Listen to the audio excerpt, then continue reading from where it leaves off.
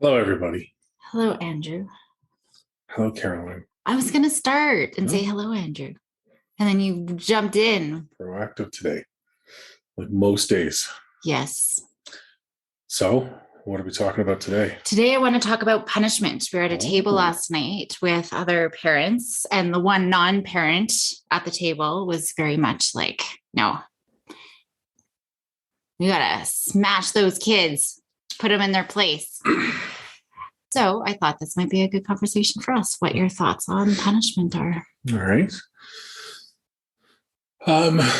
Well, there's two answers to that. The first answer would be pre-kids.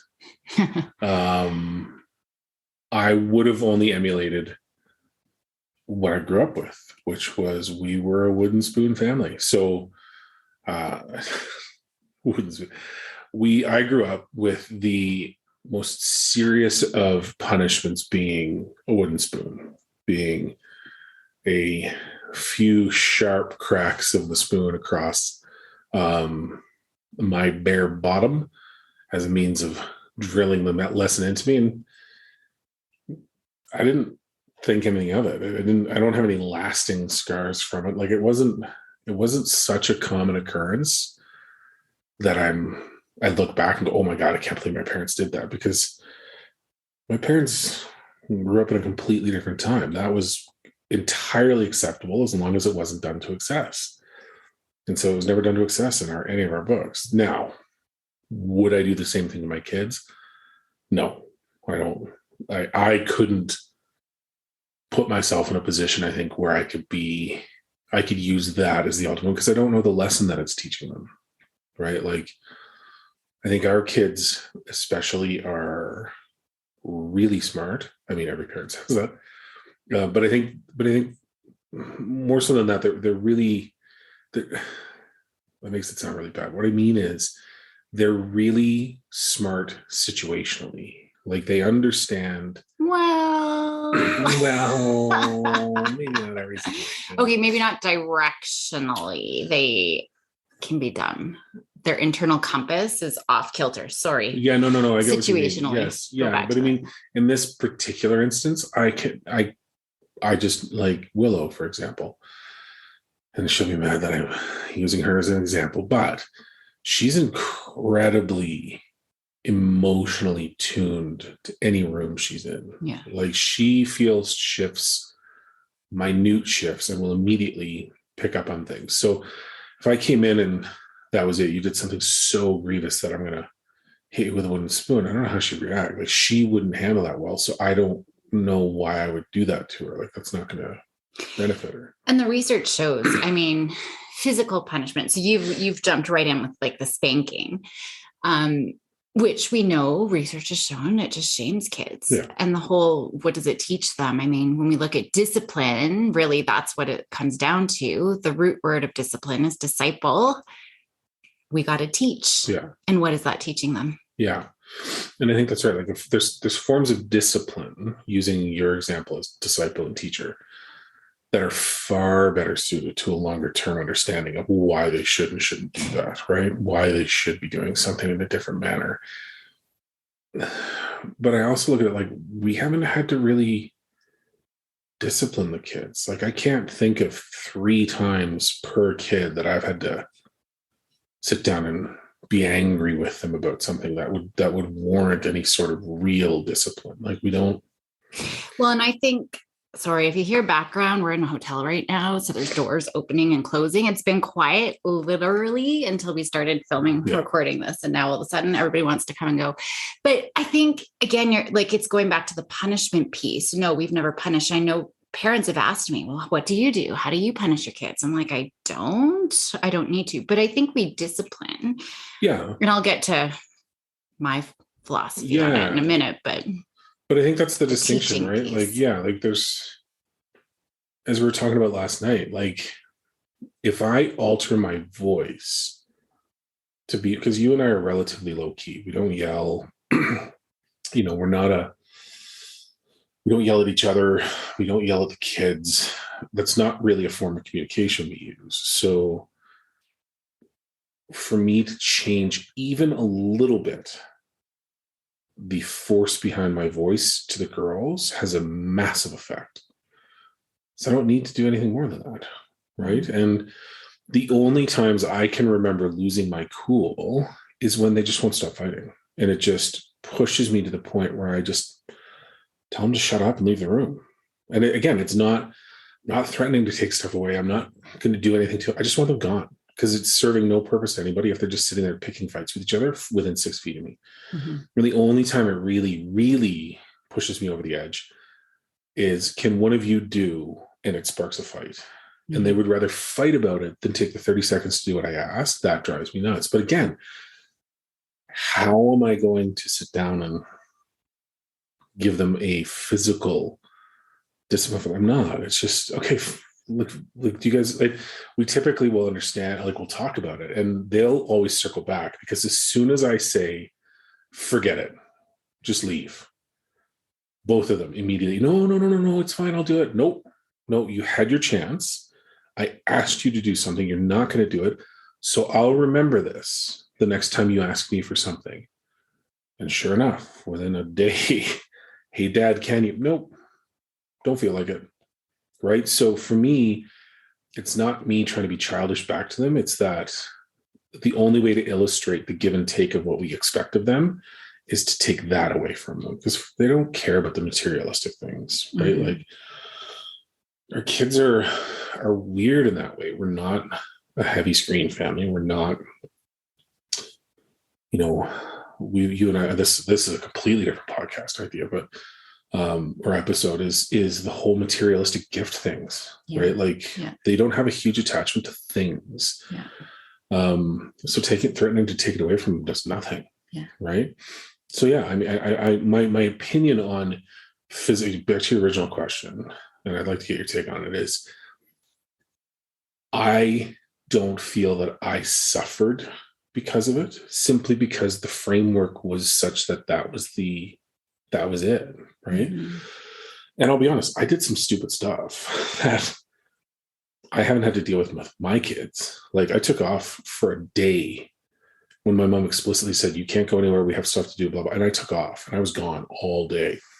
And when I rolled in, I was getting it. Like, I knew the second I walked in the door that there was no talking my way out of it. Sure enough, right? That's one of maybe 3 incidents that I can actually ever really remember having it happen to me. I would be amazed if it actually occurred more than those 3 incidents. You know what I mean? Mm-hmm. But the story about it's fun, right? The story about it's funny that, but we haven't set up a family that requires that form of physicality. I guess is kind of my take on it. Well, any punishment. I mean, my parents never really got too physical with me. I can remember a handful of times. Grounding was my dad's favorite thing to do. He was grounding me all the time, but never fell through. Or like, he had never followed through with it, because I would probably sulk or whatever. I knew how to get out of that. So it never really did anything. And I think my parents just thought I was so good. I was such a goody good.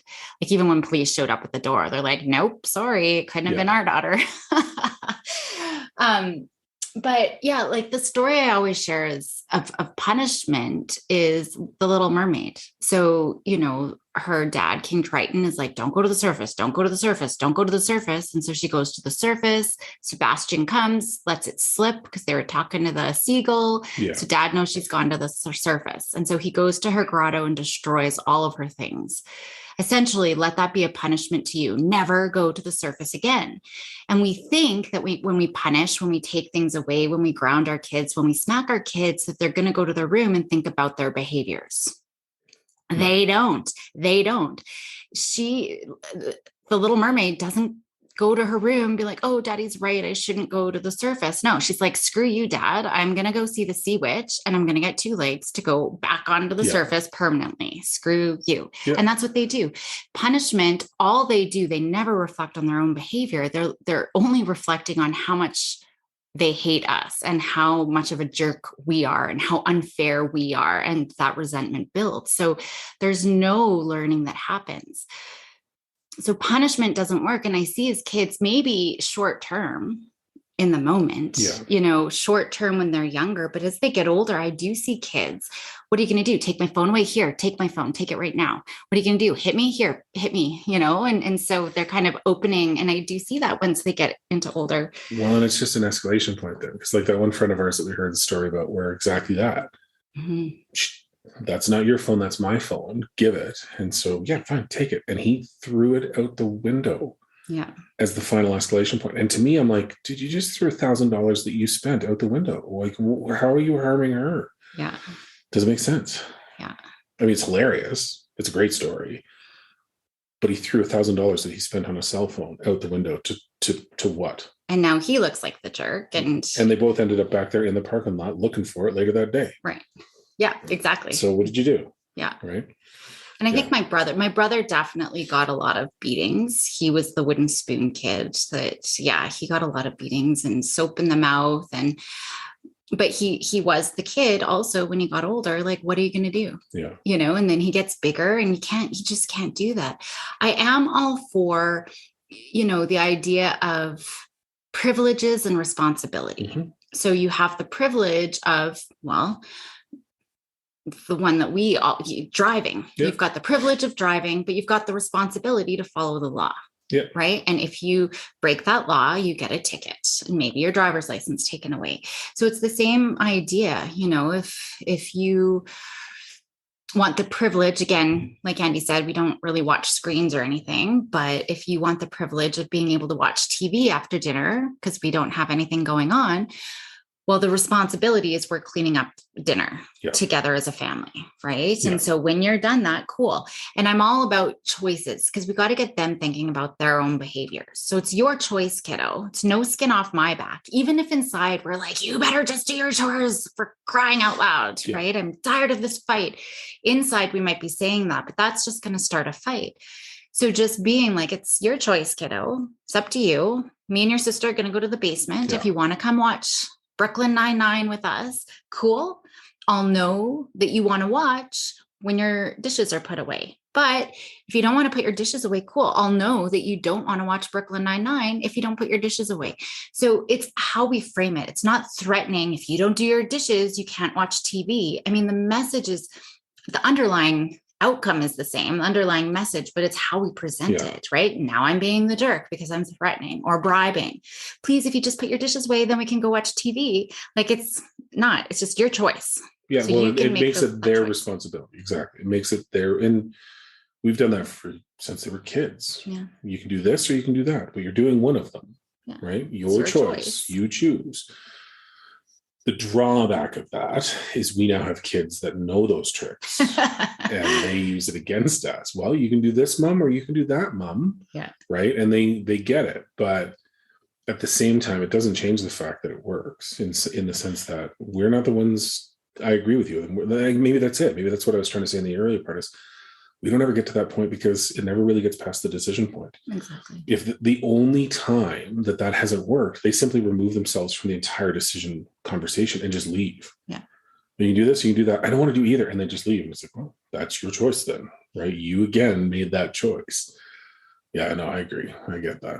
And then we can commiserate with them afterwards. Not, I told you so, right? Like, it's so easy. And I've fallen into that trap where Willow doesn't come down. She chooses, Kate, I'm not going to watch TV, hoping that maybe we'll invite her anyways. And she doesn't do her dishes. And then later on is upset. I wanted to watch TV with you guys or whatever. I'm like, so, as a parent, we could be like, well, you could have done your dishes, but that's punishing again. And that's now we're the jerks and they're not going to take that message. So then we can validate and commiserate. Oh man, that's not the decision you wanted, right? You wanted to make another decision. Bummer, dude, right? And we can commiserate with them. We're not getting them mad. We can just be with those feelings. And again, they now have to think about their choices and decisions. It's not us sticking the knife at them. Well, the trick with that is then we have to remain on the same page, because what does happen now is, Kate, we're going to go downstairs. We're going to get started. And when you're done, we're going to watch that show that we wanted to watch all this group. There have been instances where it then turns to, hey, Dad, do you want to go watch a show with me upstairs? And I have to know what was just done so that I'm not just going, yeah, sure. Generally, I know it's the dishes need to be done, right? But I have to put the same framework in place because that was for a little bit an attempt at a loophole. Yeah. Of, okay, well, I'll just try and get Dad to do it a different way, right? And 9 times out of 10, one of our children, not naming any names, will choose the original option to go downstairs and watch, right? But yeah, it's the same framework, same choice, same everything. Because that's, I think, the only time that gets us in trouble. And it's rare, is when one of us doesn't know what the other one said. Yeah. Right? Yeah. But I mean, that's a classic parent thing anyways. Oh, totally. But I think it's just that control, knowing that we have zero control, and they're smart. They know if we're trying to manipulate them, and it's just really, it's your choice. I don't care what you choose at the end of the day, because as soon as they know we care, they're like, well, they're just going to counter will sets in. They're going to do the exact opposite. But even things like, well, the other night, Maya was going to go skating with her friends. It was warm when she left. She didn't put on any winter gear at all. And we're like in the middle of winter in Canada. But it was warm during the day. And I asked her what her evening wear was going to be. And she's like, no, it's warm. It's going to be great. And I let her go, knowing that that's her choice. But then she did learn because she came home. Well, what did she say to you in the truck? Well, she said a few things. She said, well, this part of me is warm. It's really just my legs, I think, because she didn't have like lined leggings.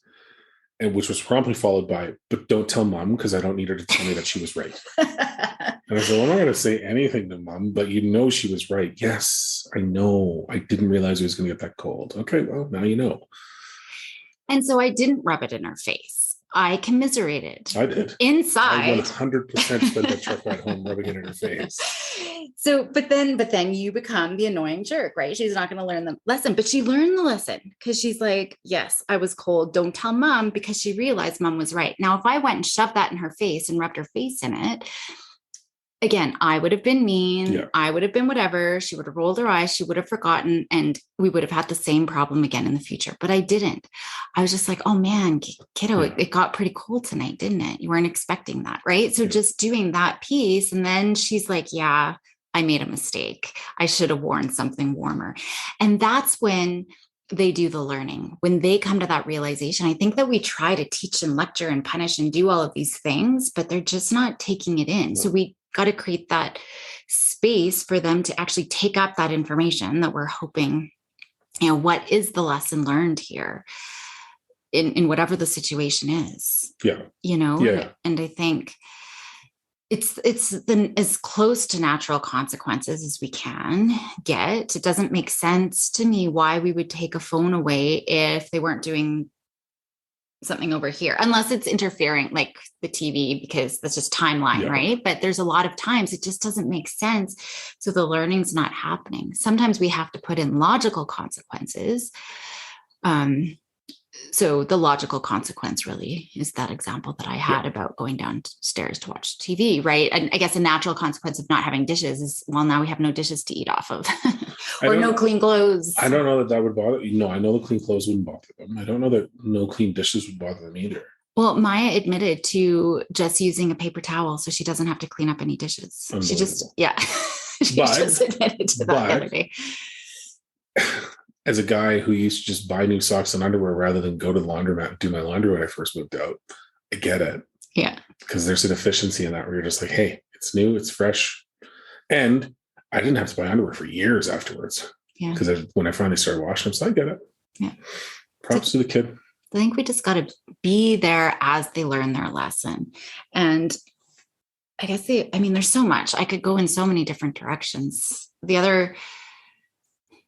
What do you think about if something happens at school? So let's say, one of our children pants another child at school. Well, it's a very interesting topic that you've chosen. But they get in trouble at school. Do we then lecture them when they get home and ground them or do whatever? I mean, we don't ground or anything, but what do you think about that?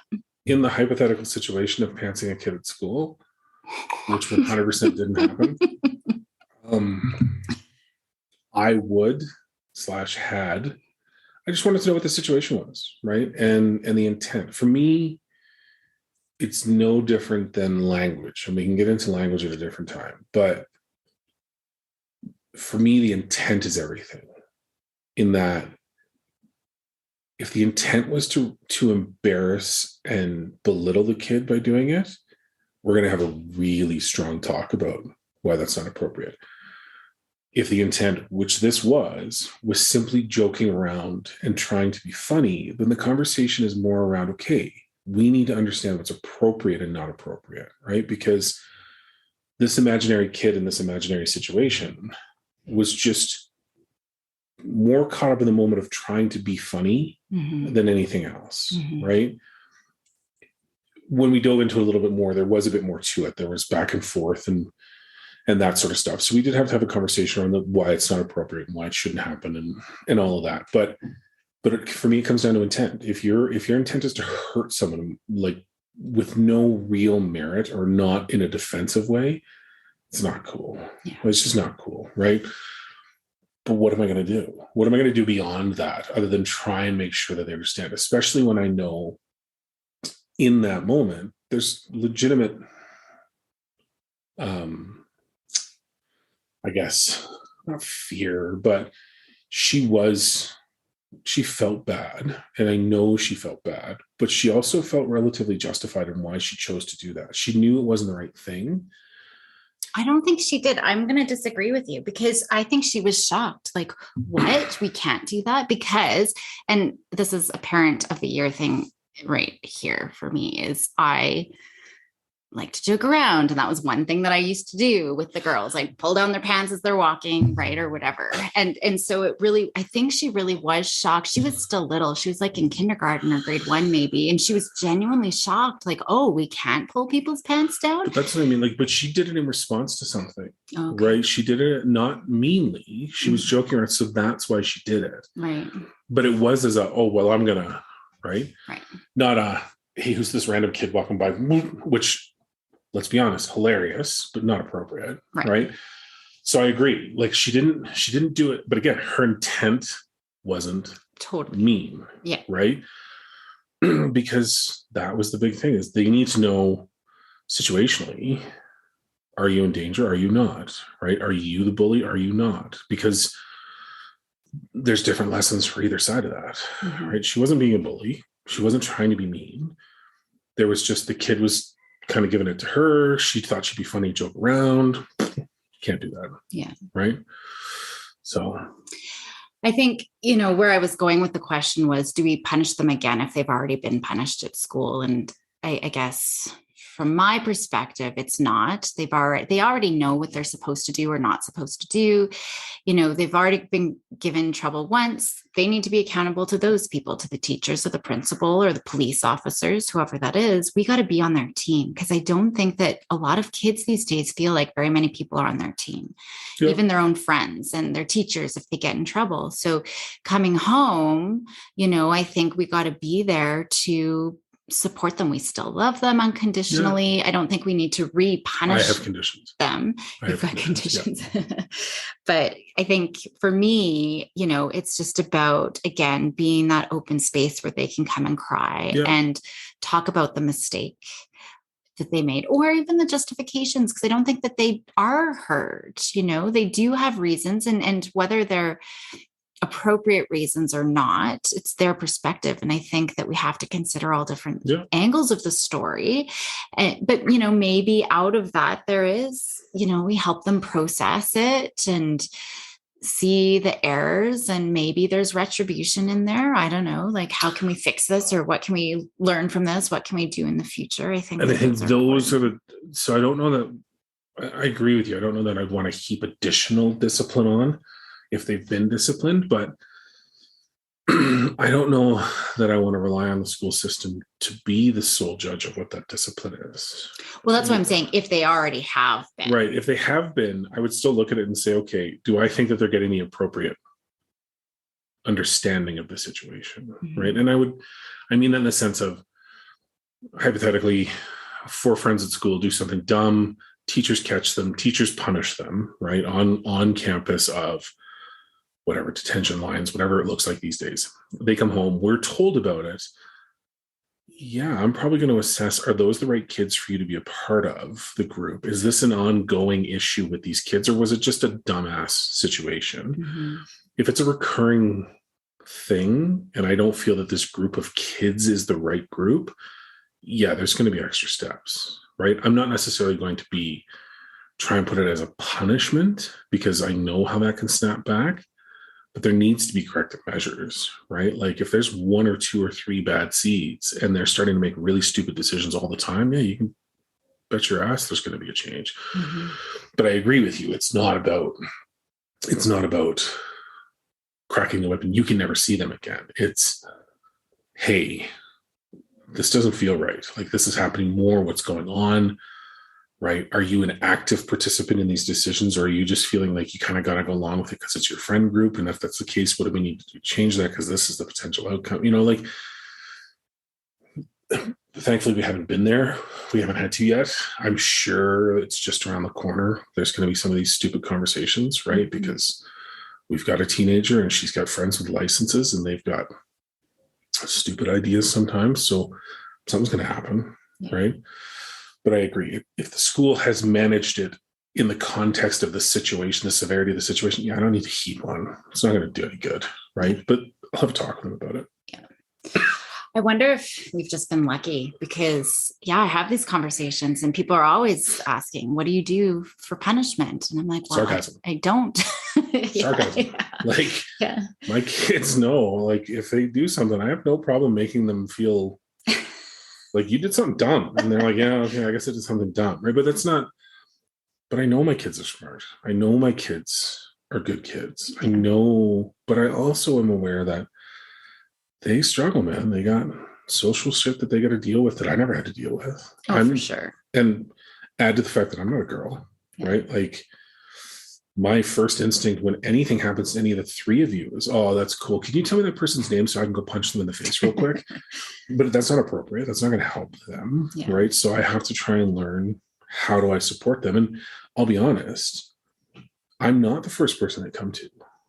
You are, right? Whenever something's severe enough or really upsets them, I'm not the right person. They just go right by me, right? So my role in the punishment conversation or my role in the social issue conversation is your backup. I have to see what you say to know where we're heading with it. It's rare that they come to me. Interesting. And I mean, this is totally going into a different topic here, but why do you think that is? That's not what I was going to ask, but yeah, I don't know what I was going to ask from that, but I think Willow has said it right to my face. You just don't understand, Dad. Okay, I probably don't, but that doesn't mean I'm not willing to listen, right? Yeah. And it comes down to like whenever they say, hey, can I ask you a question? My answer is never yeah. It's always, right? Because that's one of the only ways that I can set the stage that they know I'm open to talk about anything, right? But I get it. It's a lot of times as they're figuring out their way in the world, a shaved ape of a dad isn't necessarily the first stop on a lot of the questions they got to deal with, right? I don't know if it's a gender thing, though. I would think so. Inherently, yeah. Do you? Well, if it's not a gender thing, it's a presence thing. It's an approach thing, right? Yeah, I feel like it's probably more that. Yeah. But is that not related to gender more than anything else? My perception and take and my approach to things isn't shaped by anything other than my experiences as a dude. Well, this is totally going into another topic that I was going to maybe talk about, but it's really creating that space and the listening, right? Like the commiserating with them. And I don't know, you tend to be more of a problem solver. Correct me if I'm wrong. Yeah, no, yeah. And I try not to be, but I am, absolutely. Yeah. And I think that even when we're well-intentioned and we're trying to help our kids, even then can be very punishing. It's like, I always bring up the chick from Game of Thrones. Is it Cersei? Is that her name? The really mean queen? Yeah, the mean queen. Yeah, Cersei, yeah. So she says something, I can't remember who she's talking to either. I'm really bad with quoting. This is a great story so far. You're really killing it. But she says something along the lines of just knowing that we breathe the same air annoys me. Mm-hmm. Something along those lines. And I really think that that's powerful in terms of how our kids think of, because they might come to us for help, or they might come, I hurt myself, or I had a really rough day. And how we respond, even when we're well-intentioned, is usually punishing for them. The big eye roll. This is why I don't come talk to you, right? You don't understand. You don't listen, even though they last week. Okay. Yeah. And I think it's because we don't create that space. We will say a but, I failed my test. Well, maybe if you'd studied a little bit more, right? So that's punishing. I got this friendship fire. I keep fighting with my friend, and we might say, oh, kiddo, well, why don't you play with these people tomorrow? Right. So even on the one hand, we're reprimanding them. On another hand, we could be like, well, why don't you do this? You're not listening. You don't understand. That's not helpful either, even though we're trying to help them. And I think oftentimes that's what's punishing to them, is that we're not responding in helpful ways. So I guess that's just what I was wondering, because I do. And I know there's been times you and I have rolled our eyes as I'm like, oh, really, kiddo? Oh, man, that must suck. And it's just a big whine. Well, those are the times that I know it's manufactured. True. Right? There are times that there's a legitimate distressing situation. The issue is, and I get that, and I am aware enough of my own shortcomings in that to try and do better at it. But the problem I've noticed now is if I respond like you. So if I respond with a non-confrontational anything, Willow especially doesn't take to that well. Oh, really? Because she realizes I'm responding in a way that's not normal for me, and she's done. Oh. She shuts that conversation down because she thinks I almost think she thinks I'm making fun of her. Oh. And I'm not. I'm trying to emulate what I see you do to try and help with that conversation. No. She is so perceptive. Like there's times where she's like, stop psychologizing me, Mom. I'm not one of your clients, right? Like it doesn't work. Your psychology doesn't work on me. And that's what she sees me doing. So then I'm like, okay, well, you don't want me to be a solution, like provide problem solving. So I've started to try and ask her, do you want me just to listen, or do you want me to solve? Like, what do you want me to help you with? She's still not making a decision between the two, but so all I can do is basically say, hey, I'll do whatever. And that's good. I will say, man, that sucks. Yeah. Let me know. Like we'll brainstorm. I've got some ideas if you want help, because I know jumping in with her is not helpful. No. Fine. So I don't talk to you guys. Yep. But then when I say that, but even just a couple of weeks ago, she did that. Or I did that. I'm like, well, I've got some ideas. If you want some help with this, let me know. After I did the whole commiserating and validating. And then she's like, Mom, okay, yeah. What are some of your ideas? And then I gave her an idea. I hate your ideas. Yeah. So it's still backfired. So she's too smart. Yeah. But I do find it does help. She gets over things a little bit quicker. Yeah. But we're totally off topic now. Yeah. So maybe we'll wrap it up there. We'll save it for another day. Punishment. We don't punish. We don't have to. But it's not. Our kids are perfect. And they don't ever do anything stupid. And we're perfect. That's why the house is always clean. Yeah, no. And it's not like they steal our shit. Our house is a big barnyard. But I think it's effective communication. If we can talk effectively with our kids and respond in helpful ways, I don't think we need to punish, but it is the teaching. It's effective and honest. There has to be an honesty in there. Like I'll tell them when I don't think they made a good choice. Yeah. I won't beat them over the head with it. Yeah. But I'll make sure that they're aware that I know that they should know that was dumb. Right. And going one step further, I would ask first, what do you think about your choice? Yeah, I've tried that. And they always go, I don't know. I'm like, well, I'm going to tell you that because I'm not letting you off. That was stupid. And this is why it was stupid. So how do we avoid it? Yeah. Well, nice chatting as always. You as well. Thanks for the lovely decor and view out the window. And the neighbors next door who keep opening and closing the door. They've been quiet all day. But anyway. Until now. Bye, everybody. Bye.